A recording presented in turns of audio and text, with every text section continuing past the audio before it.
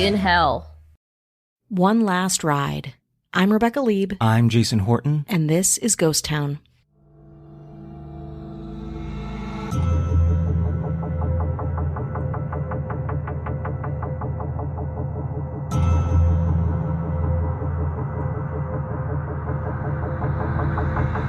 A former reality TV show producer accused of murdering his wife in Mexico will appear in Los Angeles federal court today to begin what could be a long extradition fight for him. Bruce Beresford-Redman was arrested yesterday, more than 7 months after his wife Monica was found dead at a Cancun resort. On April 8th, 2010, Monica Burgos was found dead at a Cancun resort. The suspect? Survivor and Pimp My Ride creator Bruce Beresford-Redman. This is what I'm calling the Pimp My Ride murder.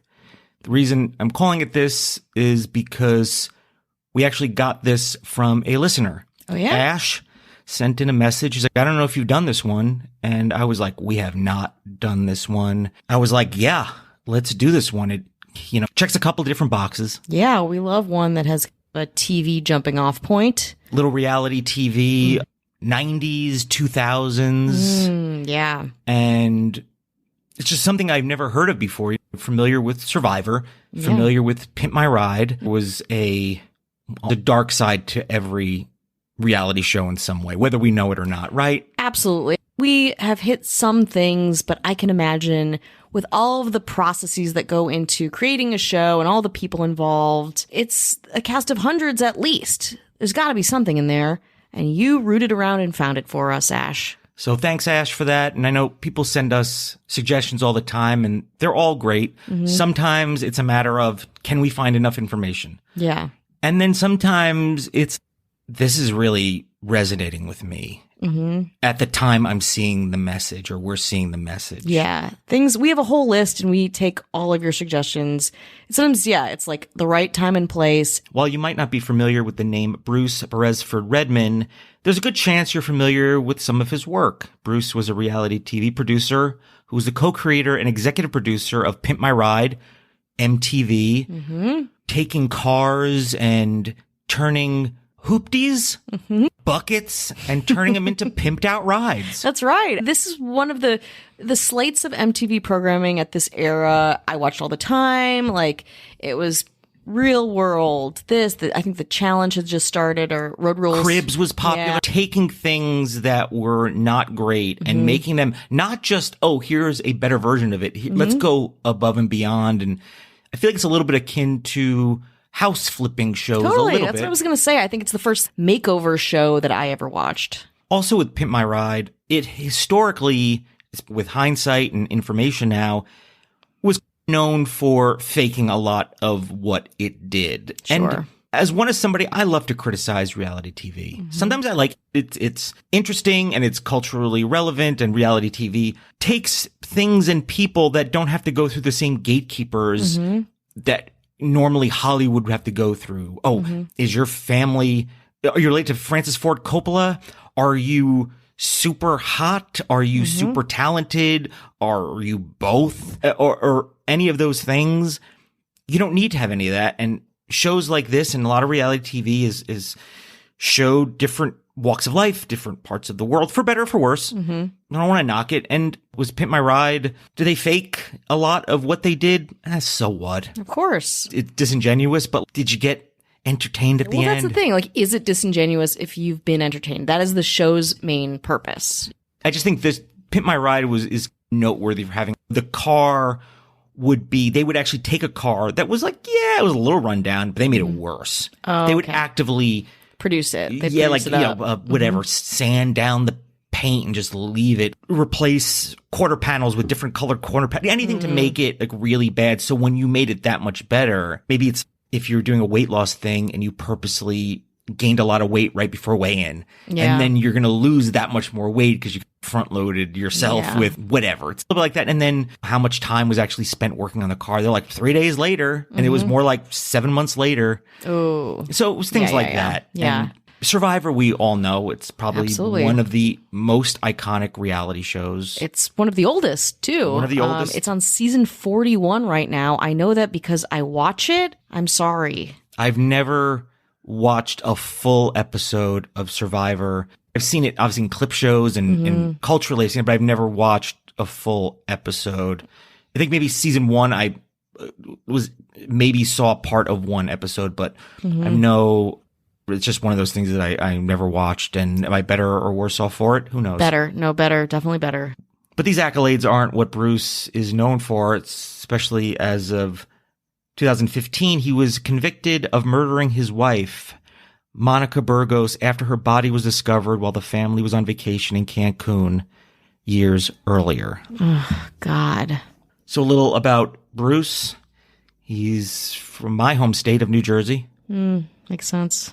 He was born on April 20th, 1971, grew up in Woodcliff Lake, New Jersey. He attended Passaic Hills High School alongside Rick Hurwitz, who would later co-create Pimp My Ride with Bruce. On April 8th, 1999, Bruce married the beautiful Brazilian Monica Burgos in Rio de Janeiro, and the couple had 2 children together. Family, have it all. Sure. Or so we think. Yeah, absolutely. Like creating something with an old high school friend, really cashing in on reality TV at this specific point in time. A lot of money has been made, and yeah, a happy family, it seems. And the murder right after this break.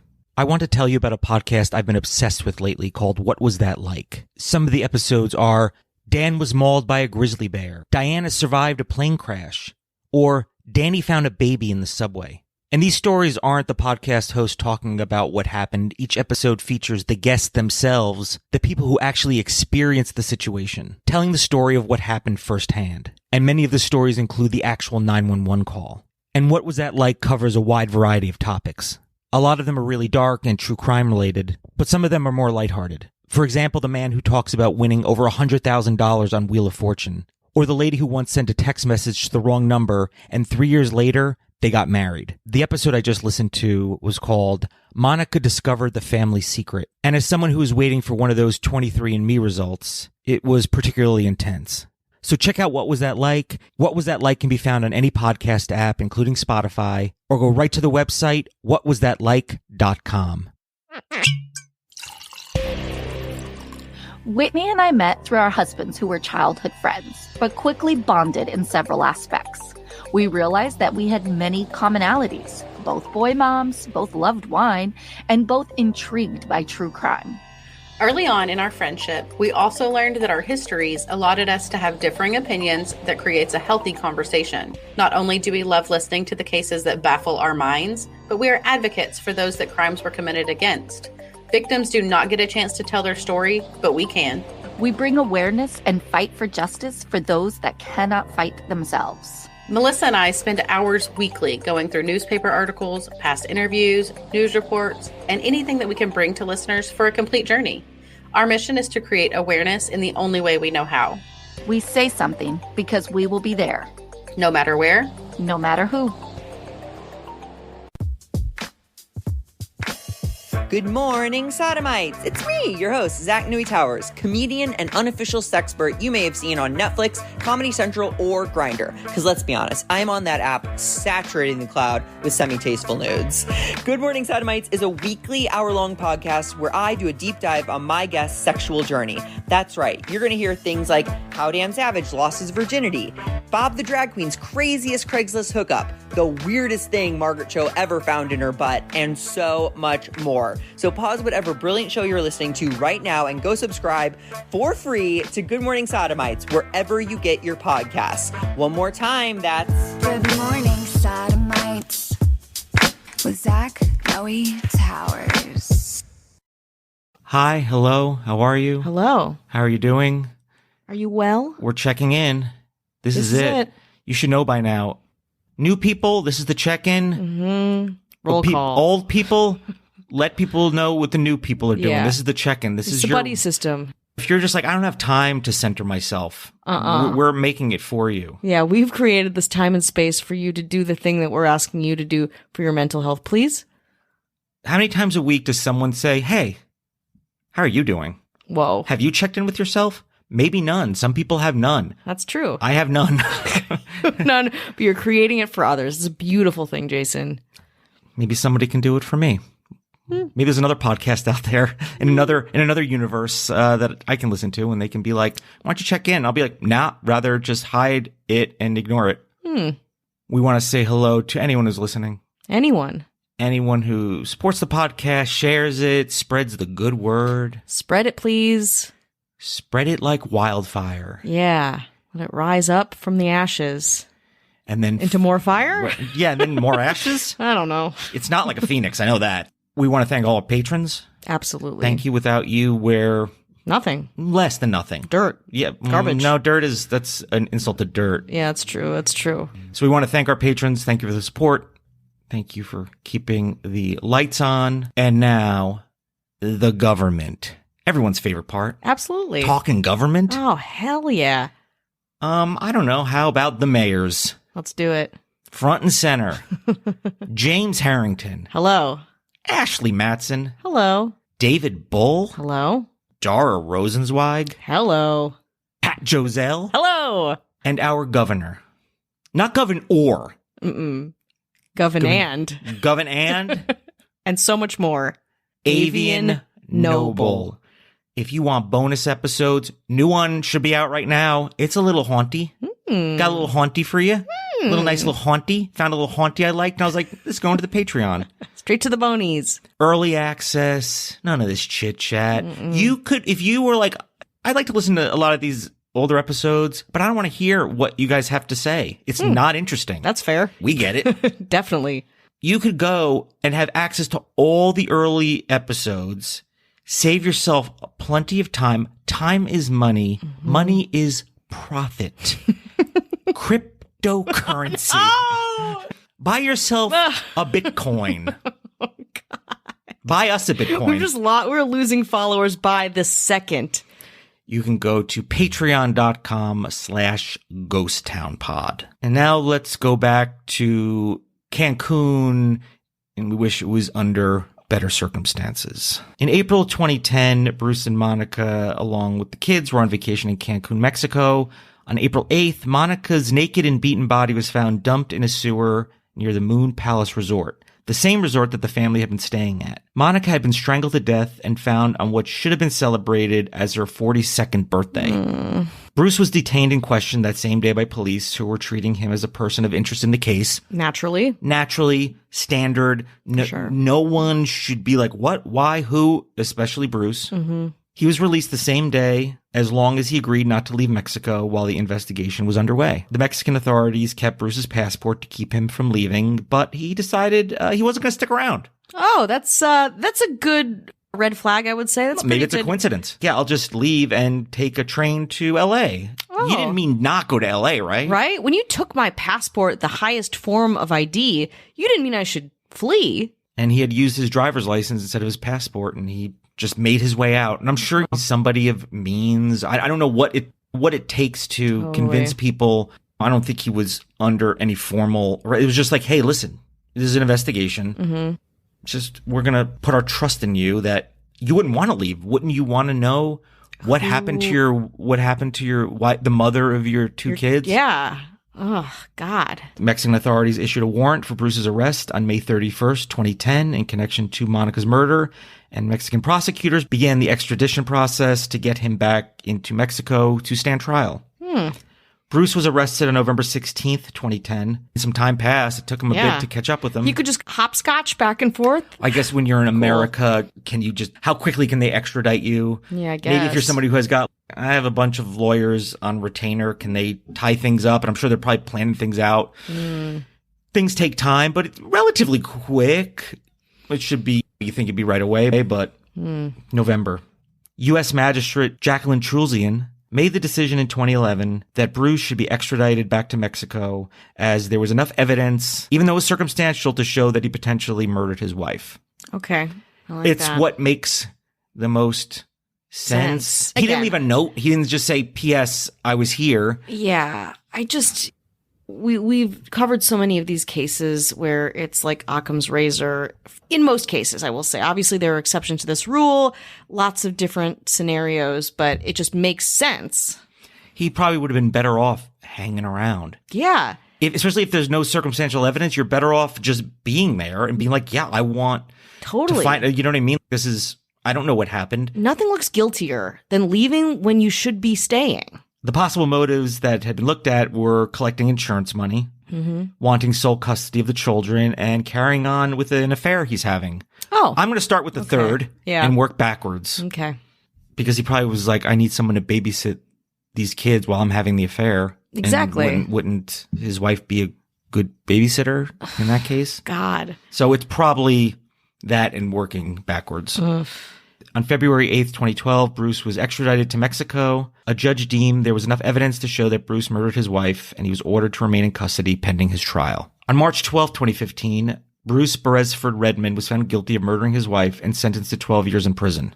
Wow. That's it? 12 years in prison? Good lawyers, I guess? I don't know if I think maybe guessing that some of it has to do with no evidence, but not premeditated, right? If they found evidence that he had a diary of 100 days until I kill my wife, then maybe it leads to more. I don't know. But yeah, the resulting effect is that she has passed away, though. The mother of his kids is dead, and he got to just hopscotch back and forth doing whatever shit he was doing for a while before this happened. And maybe they were like, listen, we can definitely get this 12 years. We could maybe go hard and get him life, but if that doesn't work, maybe it's nothing.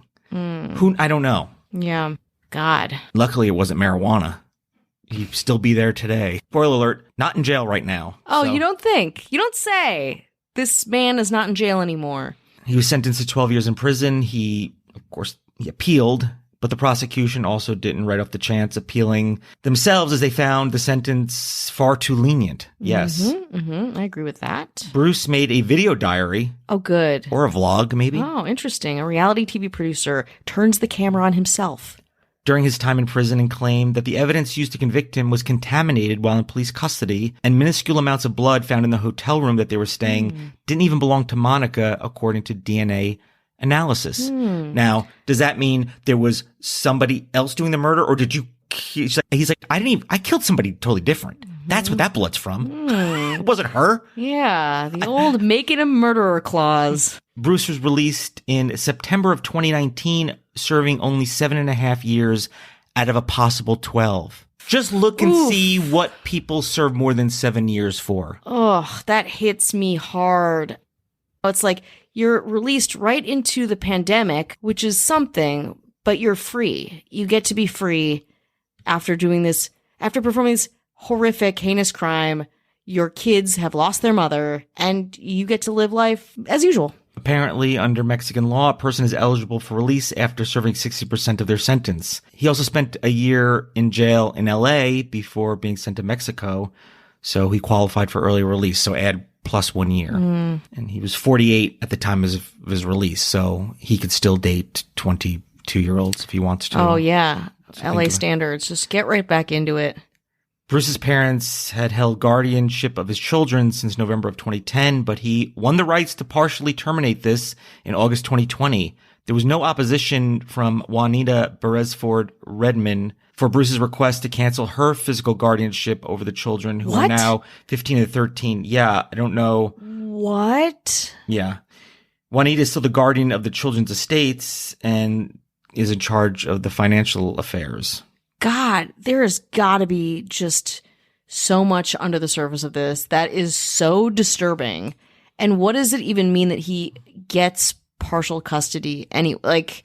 To what extent? He doesn't. From what I gather, these children don't see him. From what I get, they do not have a relationship. Okay. God, these poor kids.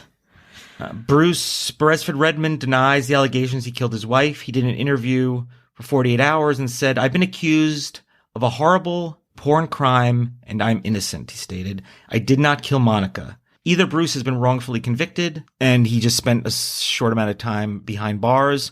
Probably not. Definitely not, right?" Yeah, what does the Innocence Project have to say about this? Nothing. They're like, nah. He even got out too quick for the Innocence Project. They were like, we can't even speak to this. In short, he got away with murder. Absolutely. And so is he I work in the reality TV space sometimes. What if I walked into a room and saw this guy at a desk. You'd bring him his bagels and coffee and say, like, do you want me to change the garbage cans like now, or do you want to wait to the end of the meeting? Or is that what I would do? He'd say, do it now before the meeting. I'm sure his career is tainted, but it's one of those things where he's in a household name. Mm-hmm. He says, I didn't do it. And there is there's nothing connecting him. There's no real, like, the evidence isn't really there.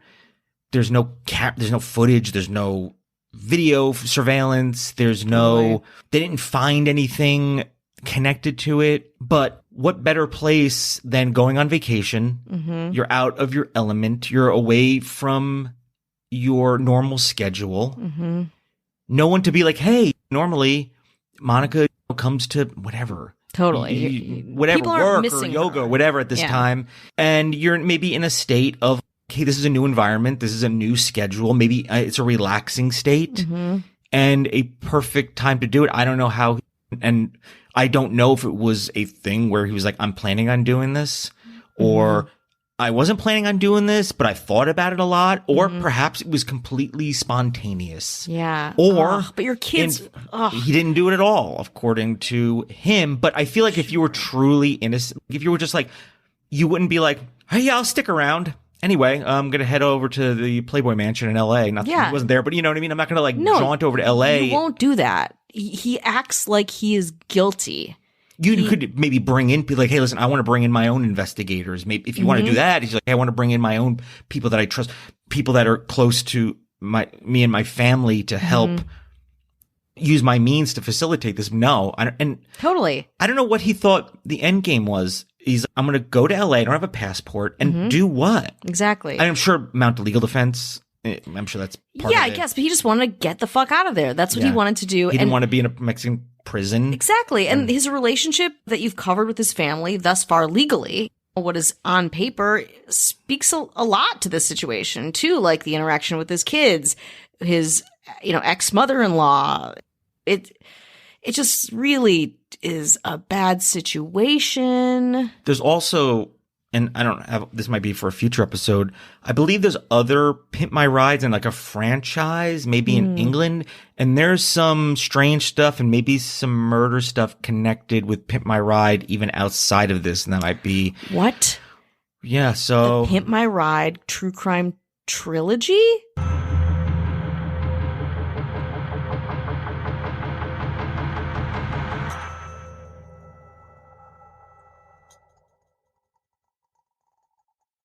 When so much of life is about the big moments, it's the details in the all-new 2022 Grand Wagoneer that make the small moments truly special.